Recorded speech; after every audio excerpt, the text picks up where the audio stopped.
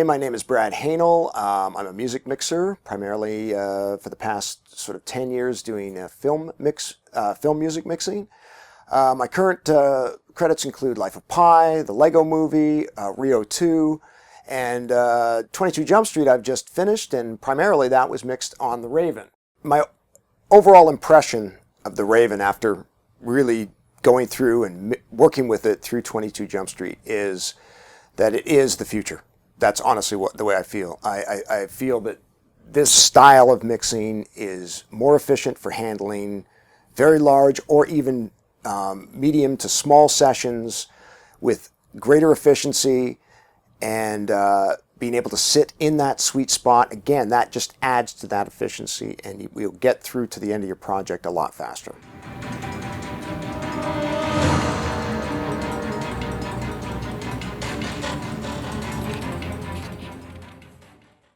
One of the main things, again, in looking to the future and how I'm going to, adapt the new world, was you got to remember, I come from big analog desks. That's where I began, and of course, the big analog desk has a certain feel and a certain, sort of thing. Then moved into the digital desks, which again have a slightly different thing, but it's still a fader. Then into the control surfaces, but I've already discussed that I've never really found a control surface that I think can do my work very well. So again, going to the Raven, I was a little bit concerned, obviously, with the fact that there are no actual physical faders anymore. They are, the virtual fader, as it were. But honestly, I found that transition to be pretty quick, especially when, again, like I said, you're in your mix position. And suddenly, when you're hitting buttons and being able to just quickly move the faders around was great. The greatest thing for me, quite honestly, was with plugins. Suddenly, my plugins were in front of me, okay?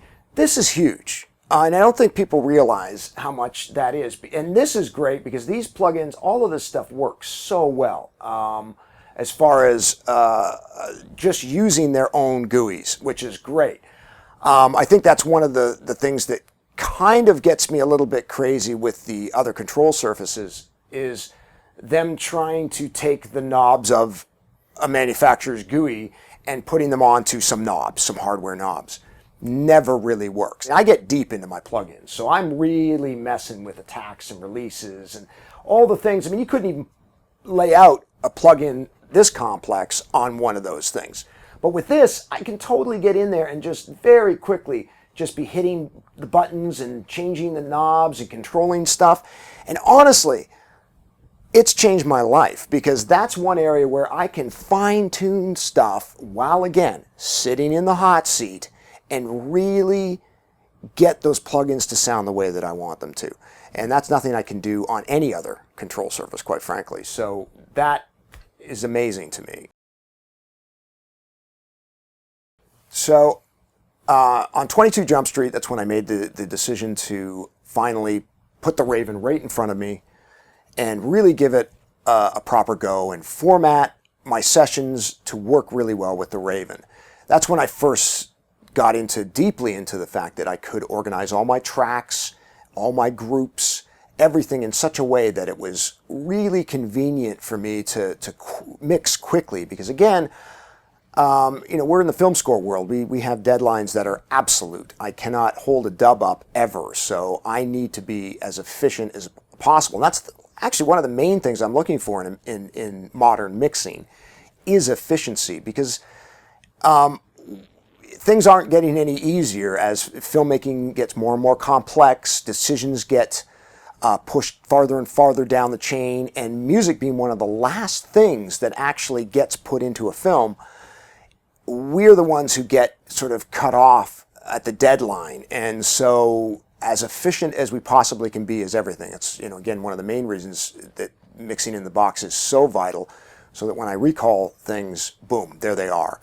And I can just quickly start mixing or making changes. And that, when formatted, that's what I found was so great about mixing 22 Jump Street. I had everything laid out. Every single one of my stems was laid out. For example, I'd get the music editor who would call me regularly to say, hey Brad, I know you've mixed 12 stems, but I need one thing stemmed out from this other thing. It was very easy for me to find that, fix that, stem that thing out, or change or rebalance something they needed, or maybe, you know, anything. But it keeps it a lot more fluid in the way that it was set up. And because I formatted every single cue that way, or session, you know, it's a cue per session, I was able to, you know, very quickly move through the film and do small detail changes and deliver that then to the dub or whatever they needed. It was just the most enjoyable, actually quite experience I've had in a long time mixing a film.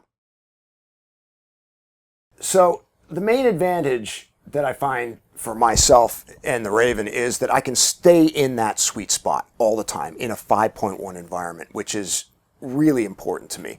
I could switch groups of hundreds of tracks, and those groups will just pop up in front of me. They're organized. I can see them quickly. I can mix and make fine adjustments. I can switch between multiple computers.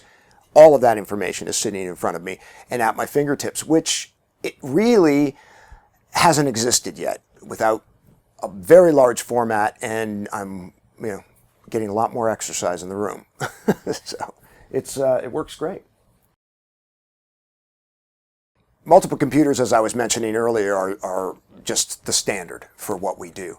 So I rather, you know, and I also want to remain in the mix position. So rather than you know, have the, you know, screens off to the side, because what's the point in having one computer here and having those off to the sides? You just get a simple KVM switcher, and what was really amazing about that, I can just switch over to my other rig, and voila, up pops my orchestra rig at this point. So now I've got another whole set of tracks. Like I said before, in this case, it's going to be split out into strings. We did brass separate, and I'm pretty sure we did percussion separate on this one as well. So again, those are three things. I think there was a saxophone solo in this one, so that's got its own stereo stem. But again, this rig has 4 stems that are being mixed internally as well. But again, here I am. I'm still sitting right in the mix position, and I can, you know, mix away in there. I think I set up the strings on this one, so there's my string setup right there. And I can just, you know, go ahead and mix away on that one.